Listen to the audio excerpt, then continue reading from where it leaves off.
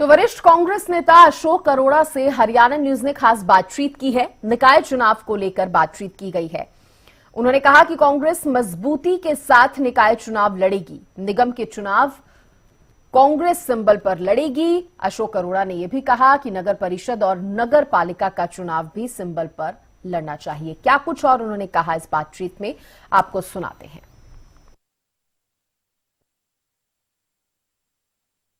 कांग्रेस के वरिष्ठ नेता और पूर्व मंत्री अशोक अरोड़ा साहब इस वक्त हमारे साथ मौजूद हैं।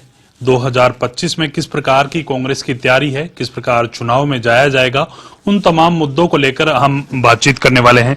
सर, 2025 में किस प्रकार से कांग्रेस की तैयारी है, किस प्रकार से मुद्दों को लेकर जनता के बीच जाया जाएगा और इसके साथ साथ स्थानीय निकाय चुनाव होने हैं, उनमें किस प्रकार से जाया जाएगा? सर, सबसे पहले तो मैं आपको हरियाणा प्रदेश में आपके चैनल देखने वाले सभी दर्शकों को नव वर्ष की बहुत बधाई देता हूँ। शुक्रिया सर। 2025 शुरू हो चुका है। 2025 के शुरुआत में स्थानीय निकाय के चुनाव होने जा रहे हैं। इसके साथ साथ बजट सेशन भी हरियाणा प्रदेश में आने वाला है।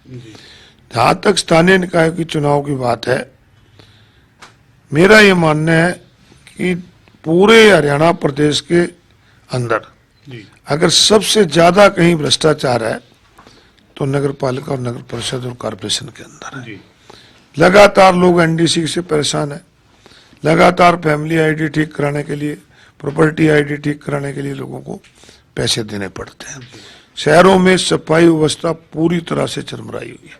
आप जाओगे, ढेर लगे हुए गंद के, आवारा कुत्तों की वजह से, बंदरों की वजह से, बेसहारा पशुओं की वजह से ना जाने कितने ही एक्सीडेंट रोज होते हैं। कईयों की टांग टूटती है, वहां टूटती है, कईयों की मौत भी हो जाती है। और अभी आपने देखा पीछे कलेक्टर रेट बढ़ा दी, अब एनडीसी के रेट बढ़ा दिए।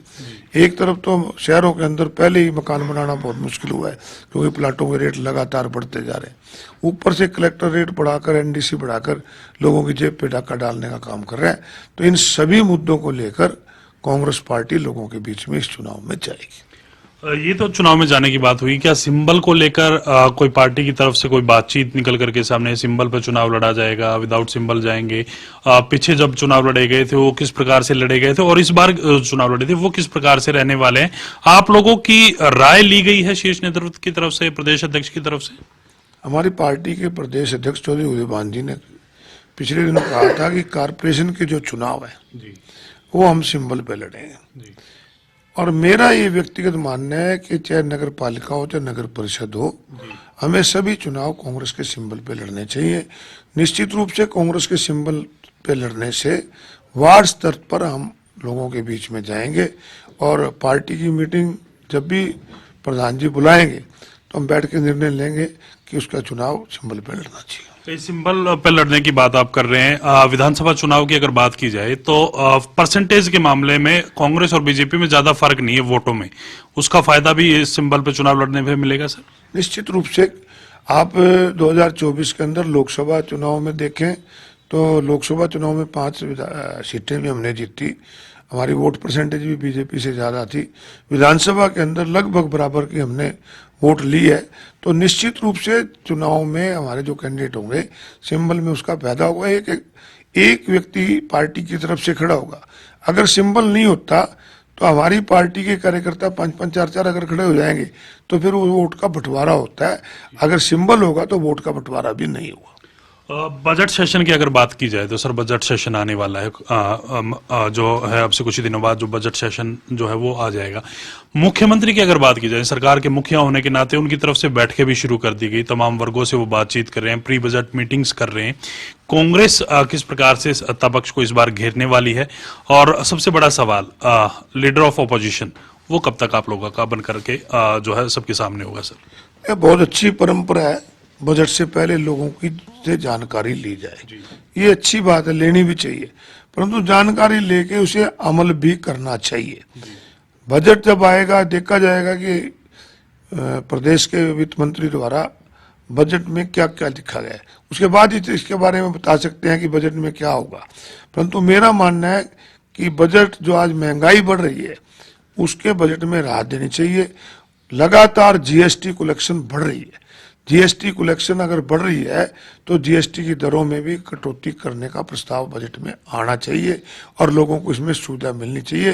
जहाँ तक आपने नेता प्रतिपक्ष की बात कही, हमारी पार्टी की विधायक दल की मीटिंग में जब पर्यवेक्षक आए थे तो एक लाइन का प्रस्ताव पास करके दिया था और मुझे लगता है कि जल्दी ही हमारा हाईकमान उस पर कोई फैसला लेगा। वजह क्या मानते हैं सर? एक लाइन का प्रस्ताव भी पास हो गया, तमाम विधायकों की राय भी उस मीटिंग में बता दी गई थी। जो पर्यवेक्षक आए थे उनको तमाम विधायकों ने 1-to-1 मुलाकात उनसे की, उनका अपनी अपनी राय, अपनी अपनी इच्छा जाहिर की।